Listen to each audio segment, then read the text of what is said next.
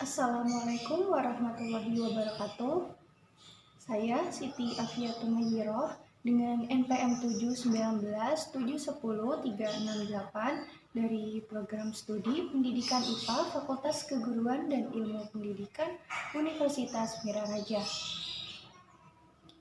Dalam video yang ketiga ini, saya akan melakukan praktikum yaitu dengan judul Plante. Simak video selengkapnya.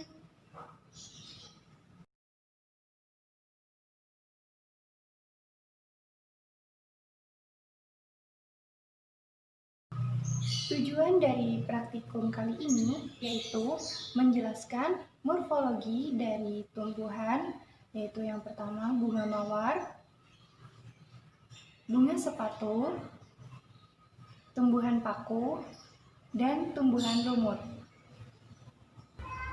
Selanjutnya, alat dan bahan yang kita butuhkan pada praktikum kali ini yaitu alat-alatnya ada kamera,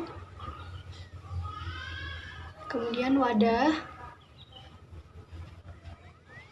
Nah, bahan yang kita butuhkan itu pertama ada bunga sepatu, lengkap dengan daun dan tangkainya.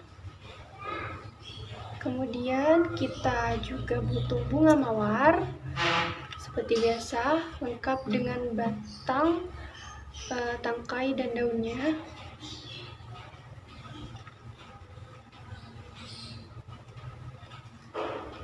Lalu ada tumbuhan paku,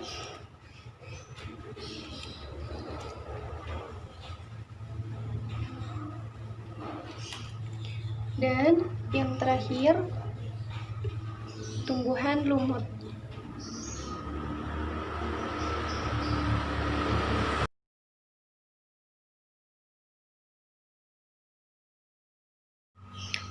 Baik, kita telah memasuki praktikum. Pertama, saya akan menjelaskan morfologi dari tumbuhan paku. Tumbuhan paku ini merupakan kingdom Plante, divisi Pteridophyta, kelas Phyllocopsida, bangsa Polypodiales, suku Pteridaceae, marga Pteris, spesies Pteris vittata. Habitat Pteris vittata ini termasuk paku tanah, yaitu paku-pakuan yang hidup di tanah, tembok, dan tebing terjal. Kebanyakan paku jenis ini banyak tumbuh di tempat-tempat lembab.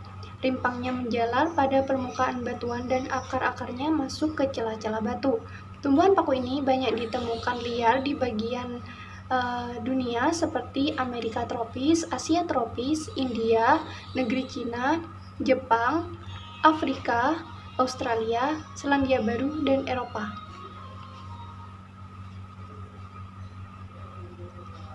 Akar pada paku ini merupakan akar serabut, tidak bercabang atau monopodial, terletak pada seluruh permukaan rimpang, berbentuk akar tipis, kasar, dan berwarna coklat.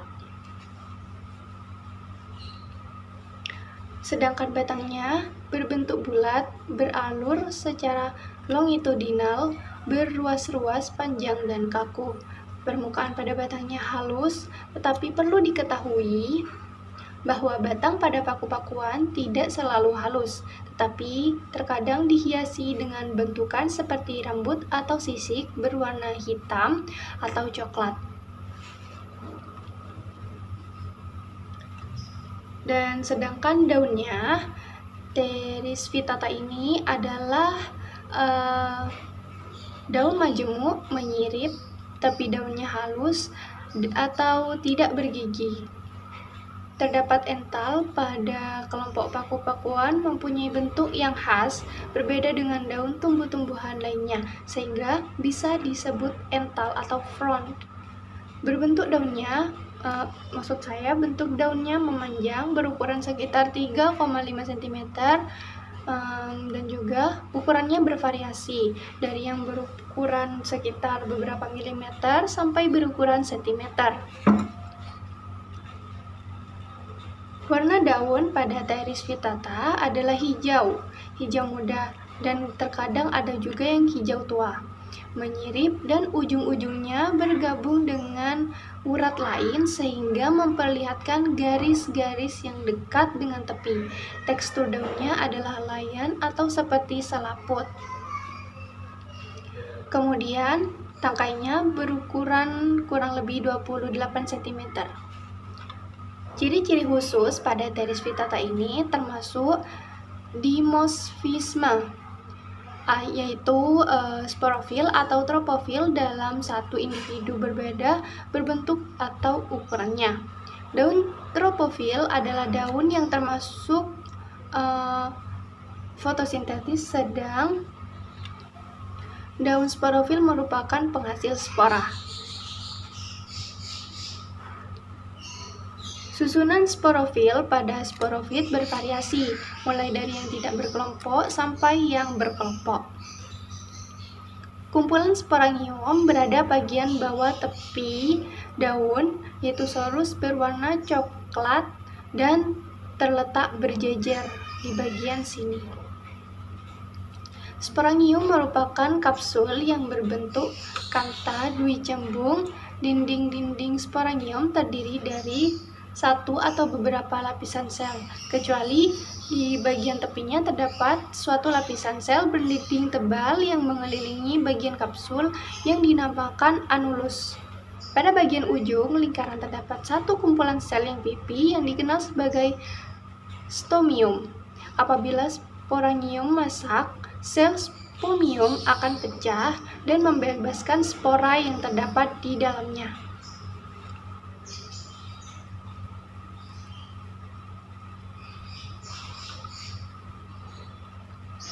Teris vittata juga merupakan pakis homosfor yang mempunyai tipe gametofit, yaitu tipe jantung. Tipe gametofit ini merupakan gametofit yang paling umum.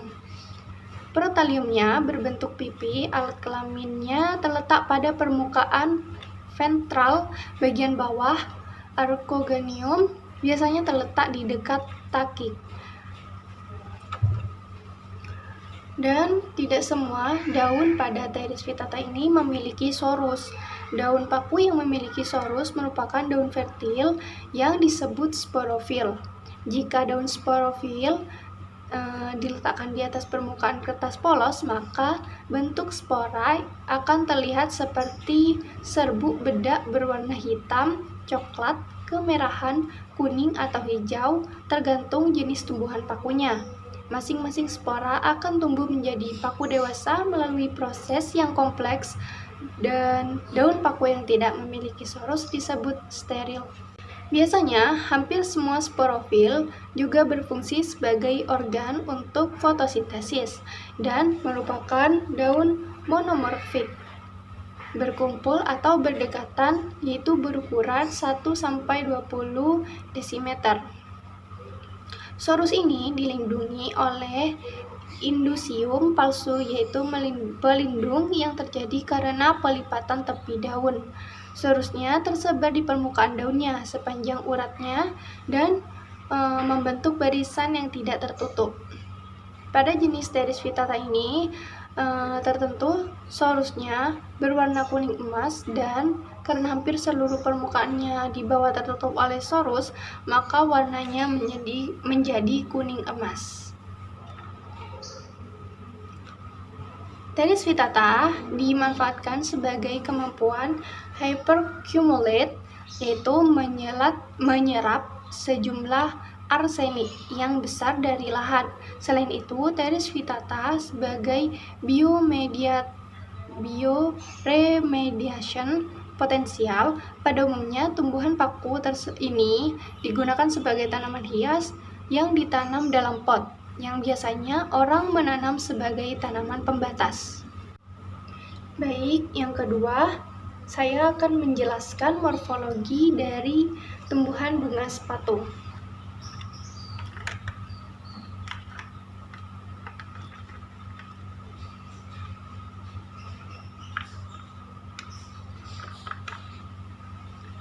Nah, bunga sepatu ini tergolong ke dalam jenis bunga lengkap karena memiliki bagian-bagian atau struktur penyusun bunga yang lengkap, yaitu memiliki mahkota, kelopak, kepala putih, dan benang sari. Berdasarkan alat kelaminnya, bunga sepatu juga termasuk ke dalam bunga yang sempurna karena ia memiliki putih dan benang sari dalam satu bunga. Karena hal tersebut, bunga sepatu juga disebut hermafrodit. Bunga sepatu adalah tanaman semak yang berasal dari Asia Timur. Biasanya banyak digunakan sebagai tanaman hias di daerah tropis dan subtropis. Bunga sepatu ini juga termasuk ke dalam kategori bunga yang lengkap, yaitu bagian utama putih dan benang sari pada bagian aksesoris daun, di mahkota daun, dan daun kelopak sebagai daun perhiasan serta dasar bunga dan tangkai bunga. Bunga sepatu memiliki 5 buah putih dan benang sari yang berwarna kuning, berjumlah lebih dari 10. Daun mahkota atau petal umumnya berwarna-warni dan beraroma. Bunga kembang sepatu ini biasanya berwarna merah, seperti yang saya pegang ini, dan kelopak bunga yang berwarna hijau, seperti ini. Dasar bunga pada kembang sepatu merupakan tempat bercokolnya putik, benang sari, daun mahkota, dan kelopak bunga. Dan juga ini bunga sepatu yang saya pegang ini merupakan jenis Hibiscus rosa sinensis.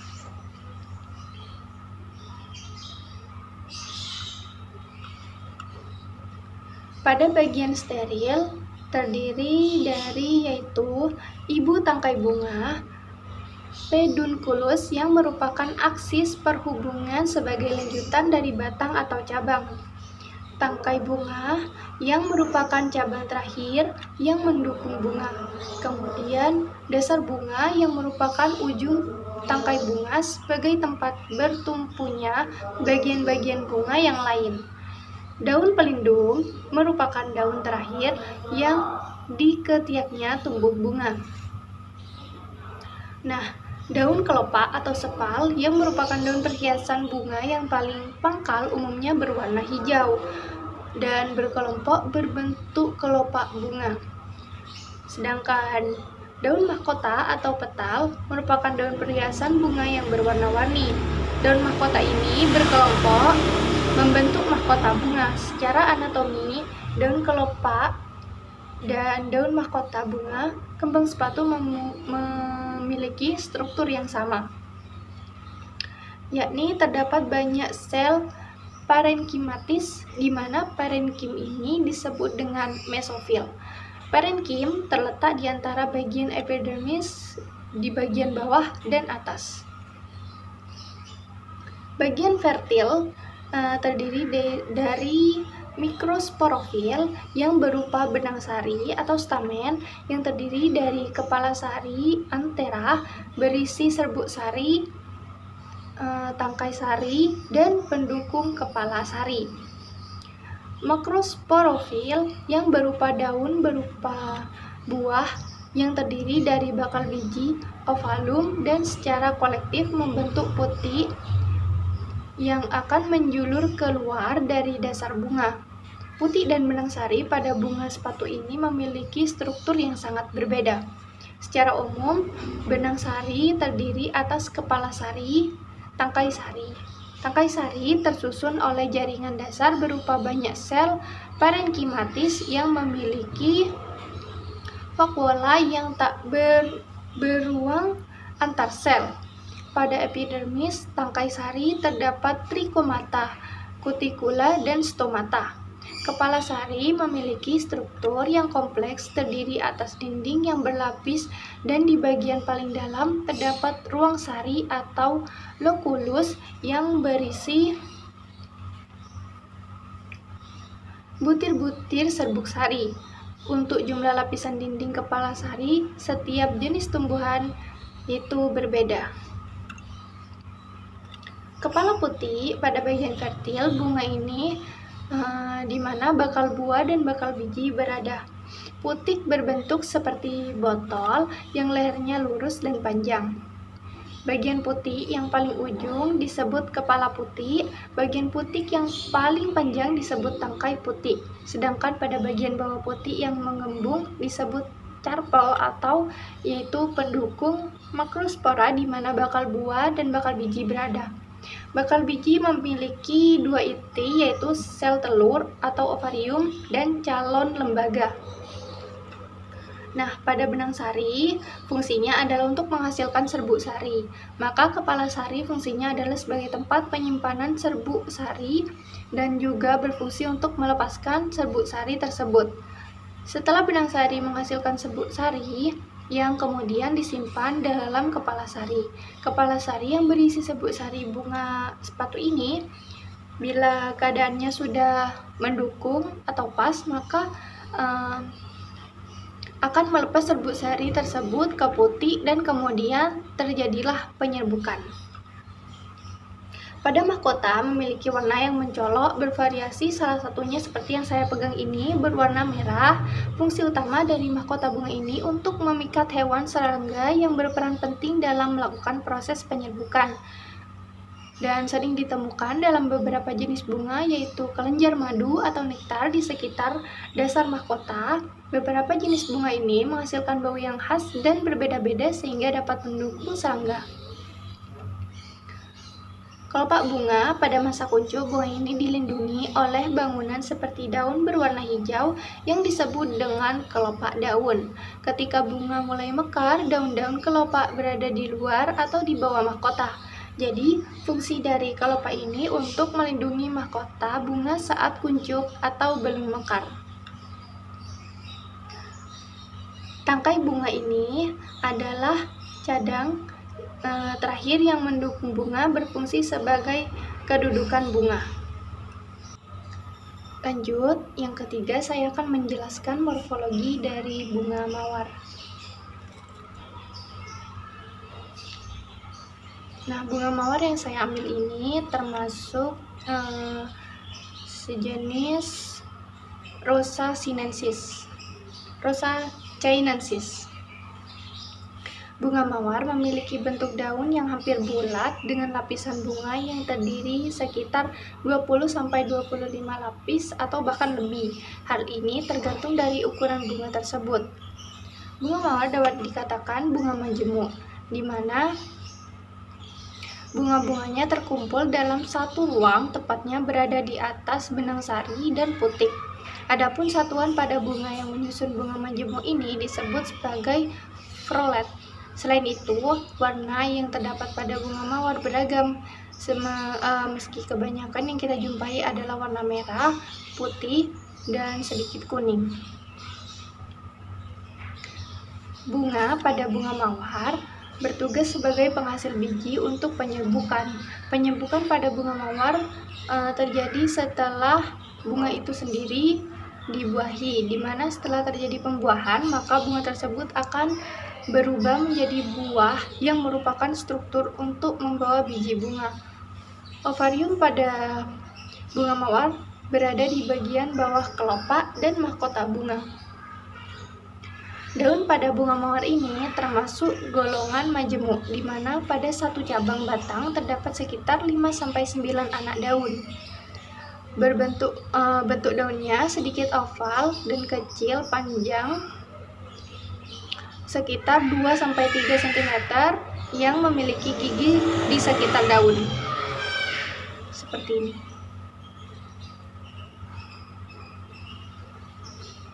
Manfaat daun pada tumbuhan hijau ini tentunya untuk melakukan proses fotosintesis pada tumbuhan.